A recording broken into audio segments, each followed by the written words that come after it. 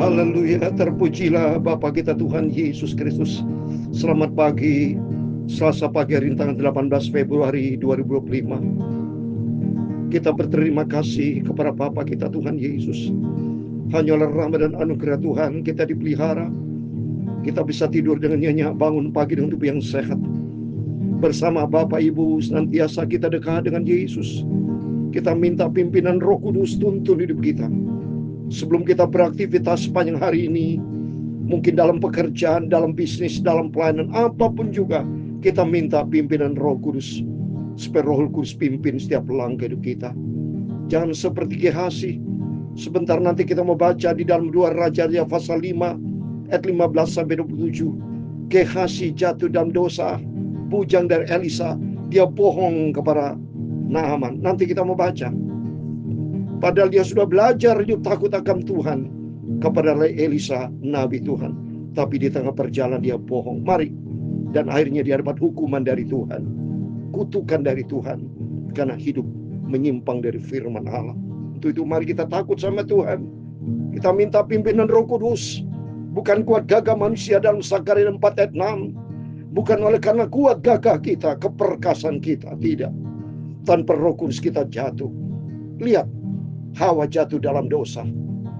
Dia makan buah larangan Tuhan karena menuruti kuasa iblis, menuruti perkataan iblis, tidak menuruti firman Allah, karena dia tidak dipimpin Roh Kudus. Setiap kita kalau tidak dipimpin Roh Kudus, berarti kita dipimpin oleh kedagingan kita, dipimpin oleh roh kita sendiri, dipimpin oleh roh iblis seperti Yudas Iskariot.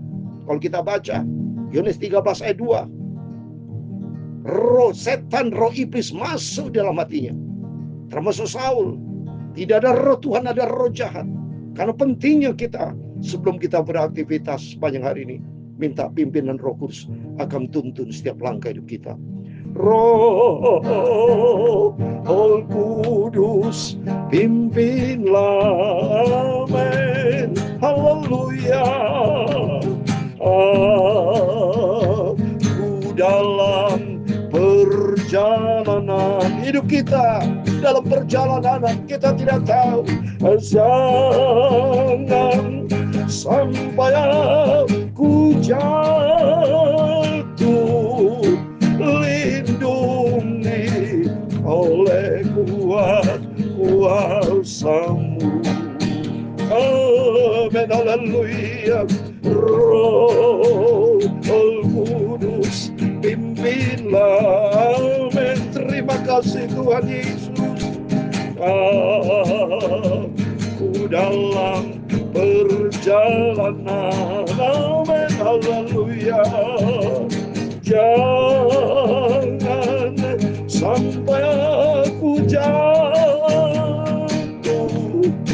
lindungi oleh kuasa-Mu. Amin, haleluya.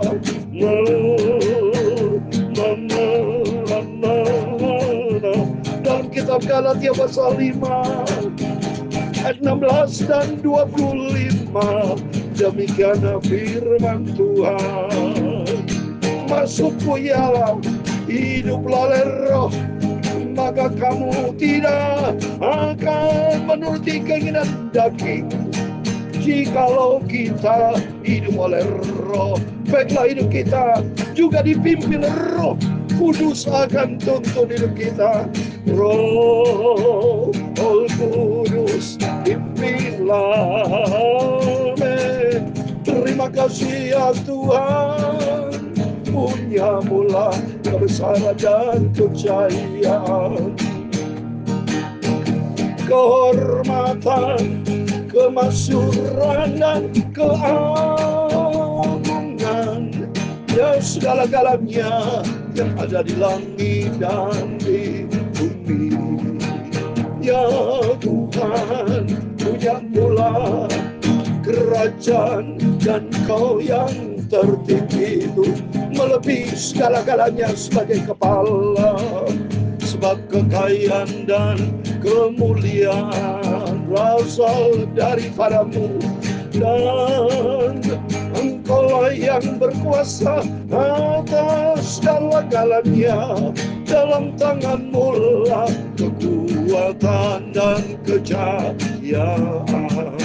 Amin, haleluya. Dalam tangan-Mu lah kuasa membesarkan dan mengukuhkan segala-galanya. Sekarang ya Allah kami, dalam nama Tuhan Yesus Kristus, kami bersyukur kepadamu dan memuji nama-Mu yang agung itu. Terima kasih Bapa. Pagi ini sebentar kami membaca firman Tuhan. Sucikan mulut kami, pikiran dan hati kami, dan ampuni segala dosa kami. Kami percaya Kau hadir bersama kami. Berfirman Bapa, kami siap dengarkan firman-Mu pagi ini. Roh Kudus tuntun kami, supaya kami berjalan bersama dengan Tuhan Yesus. Segala puji hormat, segala kebesaran, ketinggian, kemuliaan, keagungan, kesempurnaan, kekudusan, tempat tertinggi di atas segala-galanya hanya bagi Engkau Tuhan kami Yesus Kristus. Engkau menjadi sentral pusat hidup kami. Kami tempatkan Engkau di atas segala-galanya. Kami sudah berdoa mengucap syukur, haleluya. Amin, amin. Terpujilah nama Tuhan kita Yesus. Selamat pagi pada Selasa pagi tanggal 18 Februari 2025. Kita bersyukur kepada Tuhan. Semua karena anugerah Tuhan. Biar kita minta dipimpin Roh Kudus seperti firman Tuhan katakan dalam Galatia pasal 5, 16 dan 25. Maksudku ialah hiduplah roh, maka kamu tidak akan menuruti keinginan daging. Tiap hari, setiap saat kita bergumul di dalam daging. Peperangan kita, musuh terbesar dalam hidup kita, daging sudah hidup kita. Seringkali kita lebih banyak dominan menuruti kehendak daging daripada menuruti kehendak Tuhan. Maka pentingnya kita firman Allah di ayat 25, jikalau kita hidup oleh roh, baiklah hidup kita dipimpin roh, biar Roh Kudus tuntun kita. Hidup ini sebuah perjalanan penuh dengan tantangan, hidup penuh perjuangan. Seringkali kita jatuh di dalam dosa. Maka firman Allah katakan dalam Matius 26 ayat 41, Yesus berkata, supaya kita berjagalah dan berdoalah. Roh memang penurut, tapi tubuh kita lemah. Maka pentingnya kita selalu akrab dengan Tuhan.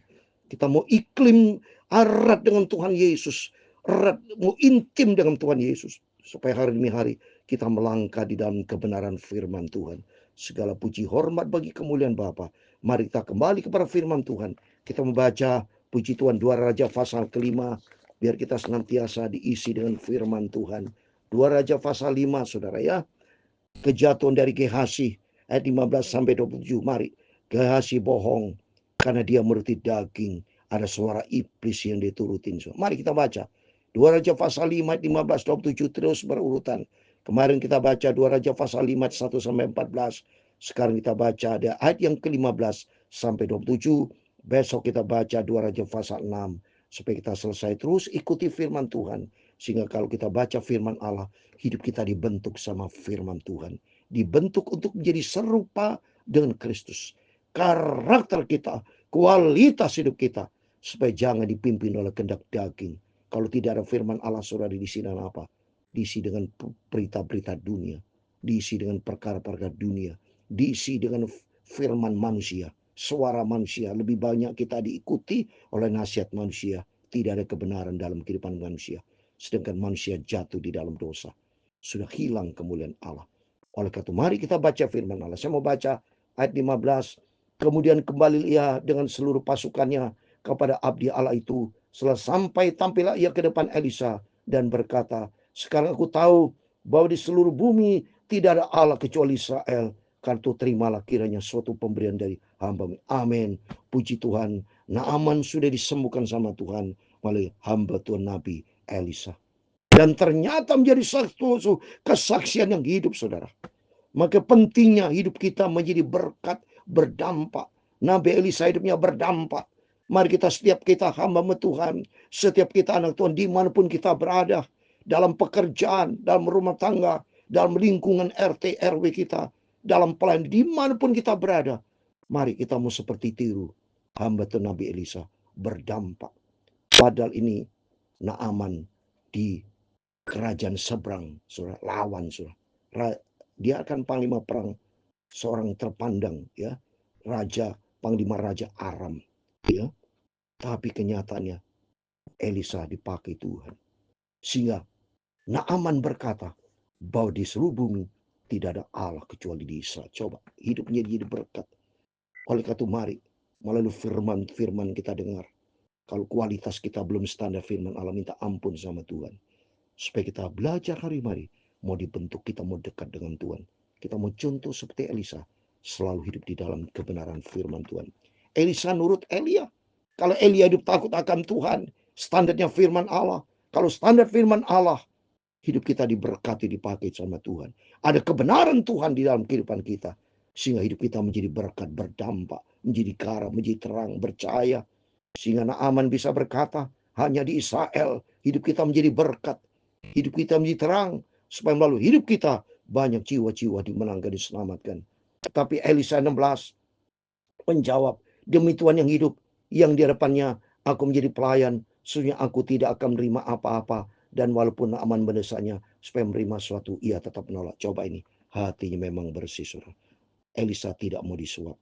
Karena pertolongan itu datang dari Tuhan. Elisa mengangkat tinggi Tuhan. Kesembuhan Naaman bukan terjadi karena Nabi Elisa.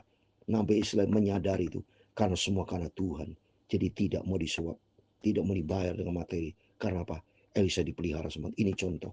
Menjadi contoh buat saya. Menjadi contoh buat Bapak Ibu. Supaya hidup ini tanpa pamrih.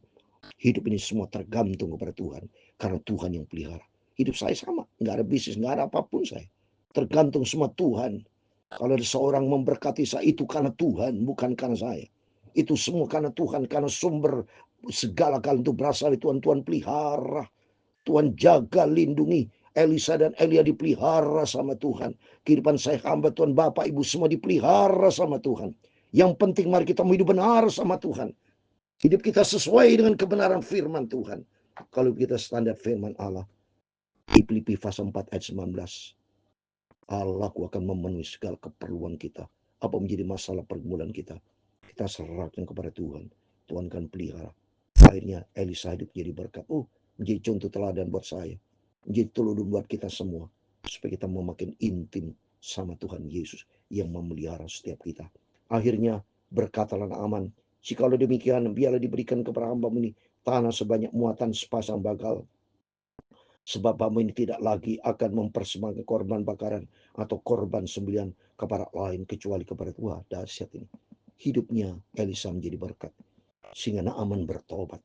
Dia minta tempat. Supaya tempat itu dia ingin mempersembahkan suatu persembahan kepada Tuhan. Karena dia tahu hanya kepada Tuhan Yesuslah yang layak disembah. Dia bilang sudah dia tidak mau lagi berdoa kepada Allah yang lain. Selain hanya kecuali kepada Tuhan.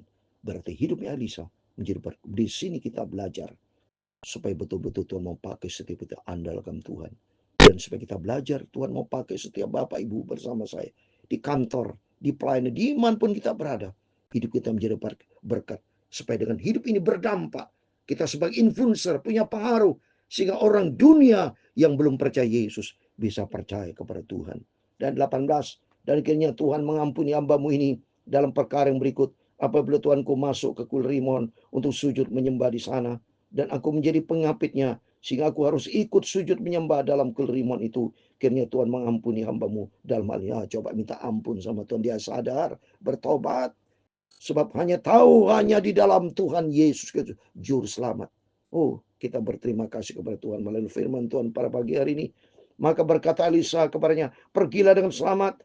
Setelah Naaman berjalan tidak berapa jauh daripadanya, berfikirlah Gehazi, bujang Elisa abdi Allah, sesungguhnya Tuanku telah menyegani Naaman, orang Aram ini, dengan tidak menerima persembahan yang dibawanya. Demi Tuhan yang hidup, sesungguhnya aku akan berlari mengejar dia dan akan menerima sesuatu daripada. Nah ini saudara, pikirnya berarti ada pikiran iblis.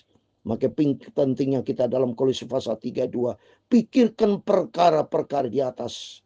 Filipi pasal 4 ayat 8 ada 8 poin. Apa yang benar, apa yang mulia, apa yang adil, suci, apa yang disebut kebaikan, apa yang bisa dipuji orang, semua kita pikirkan ada 8 poin kalau sudah baca Filipi pasal 4 ayat 8. Jangan seperti Gehazi, pikiran-pikiran mulai serong, pikiran-pikiran materialistis, pikiran sudah bohong, dia tidak takut akan Tuhan. Padahal ya, Amsal Sulaiman 15 ayat 3, kita takut sama Tuhan. Mata Tuhan ada di segala tempat, Bapak Ibu. Amsal Sulaiman 15 ayat 3 dikatakan, mata Tuhan ada di segala tempat, mengawasi orang jahat dan orang baik. Gehazi tidak takut kepada Tuhan. Dia ingin bohong, dia pikir, wah, dia ingin memberi sesuatu, ditolak oleh Nabi Elisa tuannya. Tapi dia bohong, dia lihat bohong, lihat baca aja ayat 21. Lalu Gehazi mengejar Naaman dari belakang. Ketika Naaman melihat ada orang berlari-lari mengejarnya, turunlah ia dengan segera dari atas kereta untuk mendapatkan dia dan berkata, selamat. Jawabnya, selamat. Tuanku Elisa menyuruh aku mengatakan, coba ini. Belajar bohong, menyuruh aku, pada Elisa tidak menyuruh, saudara. Coba ini, bukti manusia. Banyak di antara kita seringkali bohong. Seringkali kita tidak berkenan sama Tuhan. Ini banyak masalah-masalah terjadi. Perlu kita sadar, seringkali manusia yang berbuat dosa. Lihat ini. Elisa menyuruh aku mengatakan, baru saja datang kepadaku dua orang muda dari pegunungan Efraim, dari antara rombongan Nabi. Baiklah berikan kepada mereka setalenta perak dan 2 potong pakaian. Coba bohong, saudara. Bertindak bohong. Tidak takut sama Tuhan. Lihat ini. Padahal mata Tuhan ada di segala tempat. Saya sudah baca tadi Amsal 15 ayat 3, saudara. Ya.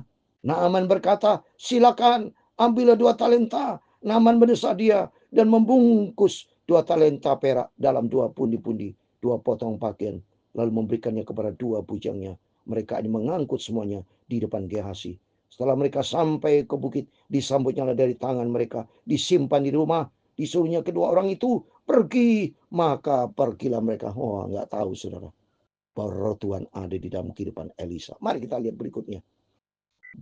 Baru saja Gehazi masuk dan tampil ke depan tuannya. Nah, tuan siapa? Elisa nih, saudara ya.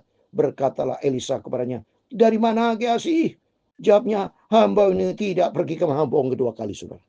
Tadi bohong kepada Naaman, dia bohong lagi kepada hamba Tuhan Elisa. Ditanya sama Elisa, dari mana kau?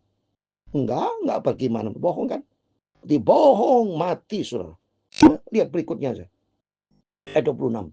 Tetapi kata Elisa kepadanya, bukankah hatiku ikut pergi ketika orang itu turun dari atas keretanya mendapatkan engkau? Maka sekarang engkau telah menerima perak dan dengan itu dapat memperoleh kebun-kebun, kebun zaitun, kebun anggur, kambing domba, lembu sapi, budak laki-laki dan budak perempuan. Coba nih, Elisa dipimpin Roh Kudus tahu, saudara. Apa kebohongan Gehazi? Bohong, dia tahu. Apa kau? Engkau sudah memberikan jumpa dengan Naaman ini. Kepadanya, bukan kau hatiku pergi. Coba ada roh Tuhan menyertai. Ayat 27. Tapi penyakit kusta Naaman akan melekat kepadamu dan kepada anak cucumu untuk selama-lamanya.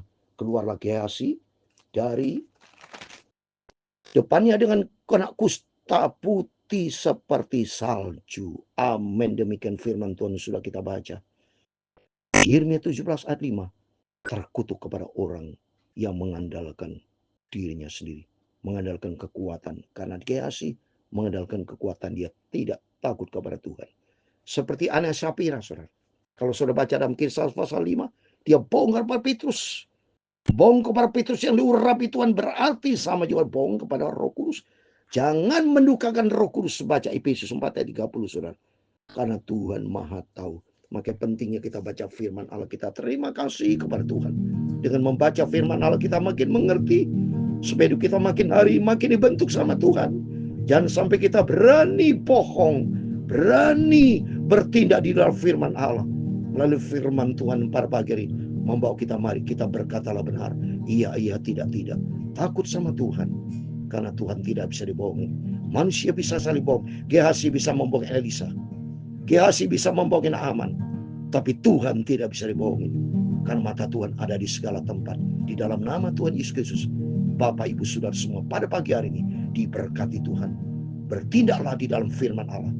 Berlakulah sesuai dengan kebenaran firman Tuhan. Biar hari ini kita melangkah bersama Tuhan. Tuhan memberkati kita semua. Roh Kudus pimpinlah. Amin. Terima kasih Tuhan. Aku dalam perjalanan. Hidup adalah sebuah perjalanan. Tapi minta pimpinan Roh Kudus akan tuntun hidupku agar hidup di dalam kebenaran Tuhan Yesus. Amin, haleluya. Tuhan memberkati engkau dan melindungi engkau. Tuhan menyinari kau dengan wajah-Nya dan memberi engkau kasih karunia. Tuhan menghadapkan wajah-Nya kepadamu dan memberi engkau damai sejahtera. Bapa kami yang di surga, dikuduskanlah namamu, datanglah kerajaan-Mu, jadilah kehendak-Mu di bumi seperti di surga. Berikanlah kami pada hari ini makanan kami yang secukupnya, dan ampunilah kami akan kesalahan kami, seperti kami juga mengampuni orang bersalah kepada kami. Dan janganlah membawa kami ke dalam pencobaan, tetapi lepaskanlah kami daripada yang jahat. Karena Engkau-lah yang mempunyai kerajaan dan kuasa dan kemuliaan sampai selama-lamanya.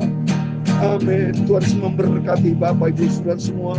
Selasa pagi hari ini tanggal 18 Februari 2025. Sebelum Bapak Ibu beraktivitas, berjaga, berdoa, berpegang kepada firman Allah. Jangan pernah melukakan Roh Kudus. Hidup sebuah perjalanan. Minta selalu pimpinan Roh Kudus, supaya hidup kita hidup benar di hadapan Tuhan. Tidak seperti koruptor, berani korupsi waktu, uang, dan sebagainya. Hidup di dalam firman Allah, hidup kita makin dibenarkan, makin disucikan. Di dalam dunia makin kotor, setelah hidup penuh dengan dosa.